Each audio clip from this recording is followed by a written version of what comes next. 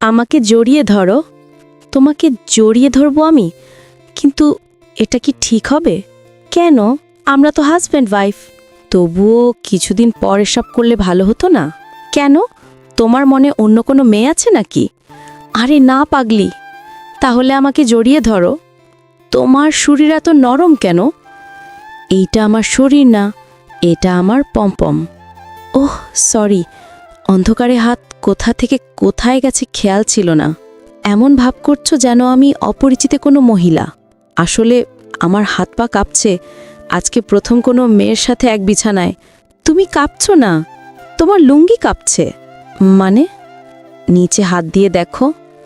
ও, এটা তো আমার মানে হিসুর যন্ত্র। আমি শ্রেয়া। আমার জীবনের গল্পটা আমি নিজেই বলছি, কারণ এই গল্পটা আমার গানের মতোই। হঠাৎ শুরু, অথচ শেষে এসে মনে হয় এটাই ছিল আমার ভাগ্য। সেই রাতটা ছিল শীতের রাত। শহরের খোলা মাঠে শীতকালীন ফোক কনসার্ট। চারপাশে নামী শিল্পী, ক্যামেরার ফ্ল্যাশ, মানুষের গুঞ্জন। আমি তখন নতুন হলেও মানুষের ভালোবাসা পেয়ে গেছি। তবুও স্টেজে ওঠার আগে বুকের ভেতর কাঁপুনি থামছিল না। শাড়ির আঁচল ঠিক করছিলাম, কালো চাদর গায়ে, গলা পর্যন্ত চুল নামানো। মনে মনে বলছিলাম, ভালো হবে তো? পারব তো? মাইকে ঘোষণা হলো, এবার আপনাদের জনপ্রিয় কণ্ঠশিল্পী শ্রেয়ার পারফরমেন্স হবে। ভ্রমর গানটি নিয়ে আসছে শ্রেয়া। আমি স্টেজে উঠলাম। সামনে হাজার মানুষের ভিড়। আলো চোখে লাগলো, কিন্তু মনটা শান্ত হয়ে গেল। মাইক্রোফোন হাতে নিয়ে মনে হলো এটাই আমার জায়গা। আমি গান ধরলাম। সুর ছড়িয়ে পড়তেই মাঠটা চুপ হয়ে গেল। সবাই যেন গানের ভেতর হারিয়ে গেল। আমি গাই আর ওদের চোখের দিকে তাকিয়ে বুঝি এই ভালোবাসাই আমার স্বপ্ন। গান শেষ হতেই হাততালি, উচ্ছ্বাস। আমি মাথা ঝুঁকিয়ে হাসলাম। তারপর স্টেজ থেকে নেমে একটু আড়ালে গেলাম। গলা শুকিয়ে যাচ্ছিল, পানি খেলাম। ঠিক তখনই ফোনটা কাঁপল বাড়ি থেকে। প্রথমে ধরলাম না, আবার কাঁপলেতেই বুঝলাম এটা এড়ানো যাবে না। আমি কল ধরলাম। কোথায় আছিস? আম্মুর কণ্ঠ কড়া, ভেতরে চাপা রাগ। আমি শান্ত থাকার চেষ্টা করলাম। কনসার্টে আম্মু, গান শেষ করেই আসছি।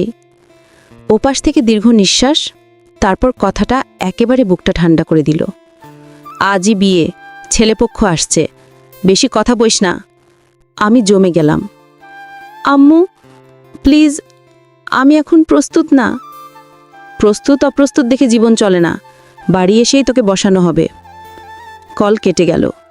আমার ভেতরে যেন সব আলো নিভে গেল। আমি অন্ধকারে দাঁড়িয়ে রইলাম। পেছনে স্টেজের আলো, সামনে আমার জন্য অনিশ্চিত একটা ভবিষ্যৎ। আমি জানতাম বাড়ি ফিরলেই আমাকে জোর করে কারো হাতে তুলে দেওয়া হবে। যে মানুষটাকে আমি চিনি না, যার সাথে আমার কোনো স্বপ্ন নেই। আমি মাথা সামলাতে পারছিলাম না। এমন সময় সামনে থেকে কারো পায়ের শব্দ পেলাম। ভেবেছিলাম গার্ড বা কেউ, কিন্তু দেখলাম একটা ছেলে ধীরে ধীরে এগিয়ে আসছে। চোখে সরল আত্মবিশ্বাস, কণ্ঠে ভদ্রতা। সে থামল। মিস, আপনি কি বিজি? আমি সাবধানে বললাম, বিজি না, কিন্তু আপনাকে চিনলাম না তো। আমাকে আপনি চিনবেন না, আমি তেমন বিখ্যাত কেউ না, তবে আমি আপনাকে চিনি। আমি ভ্রু কুচকালাম। তো বলুন।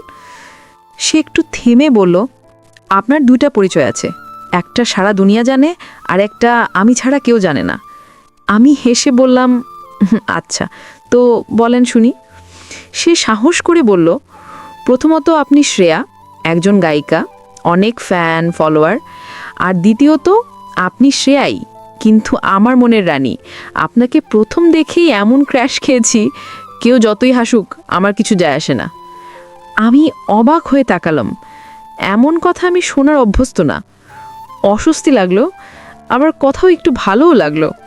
আমি বললাম, ধন্যবাদ, আপনার কথা শুনে খুশি হলাম। সে যেন আরও সাহস পেল। শুধু খুশি হলে হবে না, আমার সাথে কফি খেতে যেতে হবে। আমি চোখ বড় করলাম। আমি কেন আপনার সাথে কফি খেতে যাব?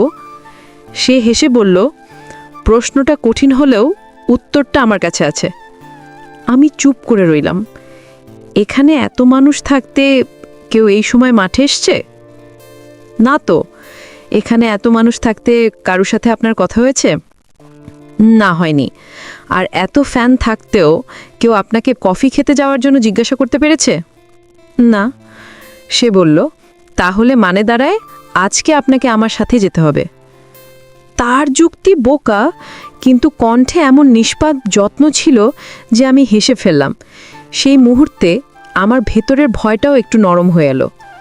আমি বললাম, ঠিক আছে, তবে আমি কফি খাই না, আমি আদা দিয়ে চা খাই। সে খুশি হয়ে বলল, কোনো ব্যাপার না, স্পেশাল আদা চা খাওয়াবো, তবে একটু লুকিয়ে চলতে হবে। সে হাত বাড়িয়ে একটা চশমা আর নিজের মাফলার দিল। এটা পড়ুন, মাফলারটা গলায় জড়িয়ে নিন, আপনাকে কেউ চিনবে না। আমি অবাক হলাম, তবুও নিলাম। সে নিজে হাতে মাফলারটা জড়িয়ে দিল, অদ্ভুতভাবে যত্ন করে। সে হাসল, এখন আপনি একদম গুপ্তচর। আমি মাথা নাড়লাম। চলুন, তবে আধা ঘন্টার বেশি না। সে বলল, ওকে। সে আমাকে ভিড় থেকে দূরে মাঠের এক পাশে নিয়ে গেল। দোকানের কাছে ভিড় দেখে সে বলল, এখানে হবে না। আমার হাতটা ধরে শিশুর মতো টেনে নিয়ে গেল আরেকটু শান্ত জায়গায়। পাশে গাছপালা, কনসার্টের আলো দূরে। সেই দুটো টুল এনে রাখলো, শুকনো ডালপালা জোগাড় করে ছোট্ট আগুন জ্বালালো। তারপর দোকানদার চাচাকে বলল 2 কাপ আদা চা বানাতে। চা এলো। গরম কাপ হাতে নিয়ে আমি চুমুক দিতেই শরীরটা কেমন শান্ত হয়ে গেল। আগুনের আঁচে শীতটার লাগছিল না। সে জিজ্ঞেস করল, কেমন লাগছে? আমি বললাম, ভালো, এরকমভাবে কখনো চা খাইনি। সে বলল, তাহলে মনে থাকবে? আমি বললাম, মনে থাকবে। আমি জিজ্ঞেস করলাম, আপনার নাম কি? সে হেসে বলল, নামে কি আসে যায়, যদি ভাগ্য থাকে আবার দেখা হবে, তখন জানবেন। আমি বললাম, আপনি কবি কবি স্টাইলে কথা বলেন। সে হেসে বলল, কবি তো আপনার জন্য কবিতা লিখতে চায়, কিন্তু আপনি বোঝেন না। আমি মজা করে বললাম, কিছু বললেন? সে দ্রুত বলল, না না না, কিছু না। আধা ঘন্টা শেষ, আমাকে উঠতে হলো। আমি বললাম, আমাকে যেতে হবে। সে নরম করে বলল, যাই বলবেন না, বলুন আসি। আমি হাসলাম, আসি, আপনার সাথে পরিচিত হয়ে ভালো লাগলো, আপনি সত্যি ভালো। সে বলল, আপনিও খুব মিষ্টি। আমি চলে যেতে যেতে বললাম, দেখা হবে আবার। সে আসতে বলল, ইনশাল্লাহ। আমি স্টেজে ফিরে আবার গান গাইলাম, কিন্তু গানের মাঝে মাঝেই তার চোখ মনে পড়ছিল। ভয়টা তখনও ছিল, তবুও ওই আধা ঘন্টা আমার ভেতরের কষ্টটাকে একটু থামিয়ে দিয়েছিল। কনসার্ট শেষে বাড়ি ফিরলাম, আর ঠিক যেমন ভেবেছিলাম শুরু হলো জোড়াজুড়ি। আজই বিয়ে হবে, এত বড় মেয়ে, কথা শুনিস না।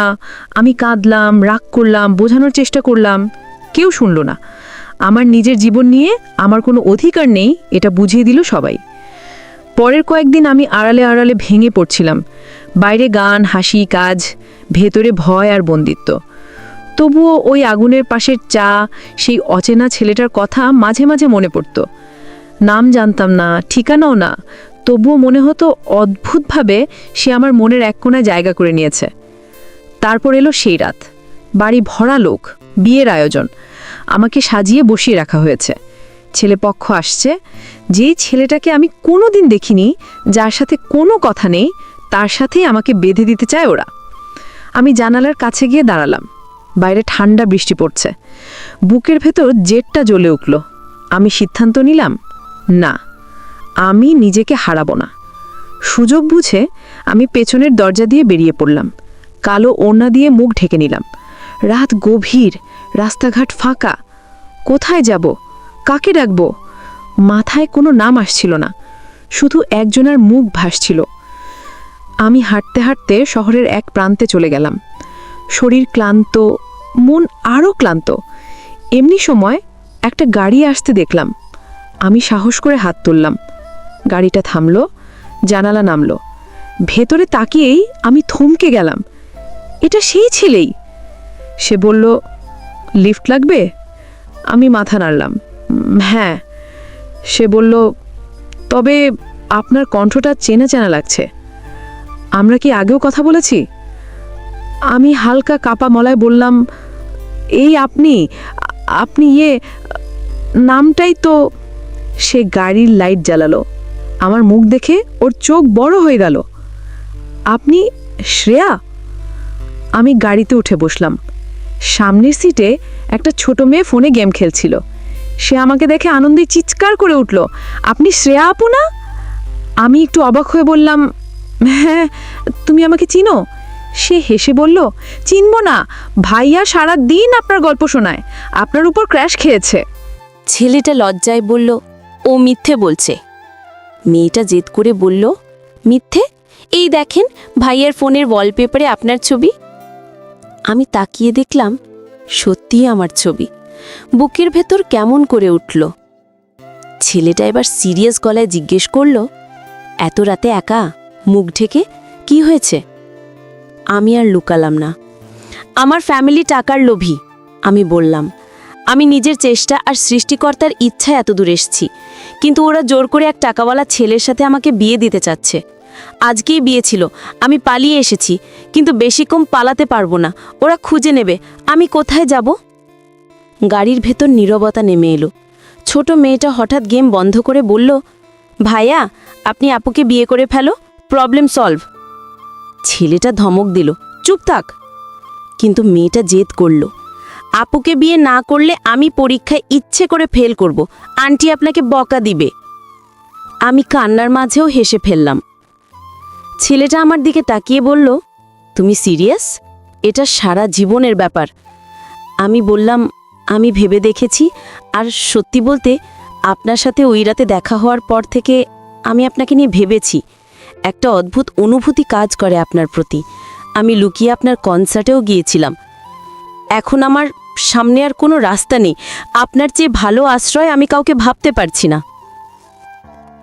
সে অনেকক্ষণ চুপ করে রইল, তারপর ধীরে বলল, আমি তোমাকে ভালোবাসি। তুমি যদি নিশ্চিত হও, আমি তোমাকে একা ছাড়ব না। আমি মাথা নাড়লাম, আমি নিশ্চিত। তারপর সব কিছু খুব দ্রুত কিন্তু খুব স্বপ্নের মতো হলো। আমরা কাজী অফিসে গেলাম, তার বন্ধু নোহাসকে সাক্ষী হিসেবে ডাকল। নোহাস এসে অবাক, তবুও সাক্ষী হলো। কাজী কাগজ তুলে বললেন, কবুল? ছেলেটা বলল, কবুল। আমি কাপা গলায় বললাম, কবুল। সেই রাতে আমি তার বাড়িতে এলাম। তার আম্মু আমাকে দেখে জড়িয়ে ধরলেন, বললেন, মা, কত সুন্দর তুমি। সেই স্নেহের মধ্যে কোনো হিসাব ছিল না, শুধু আপন করে নেওয়া।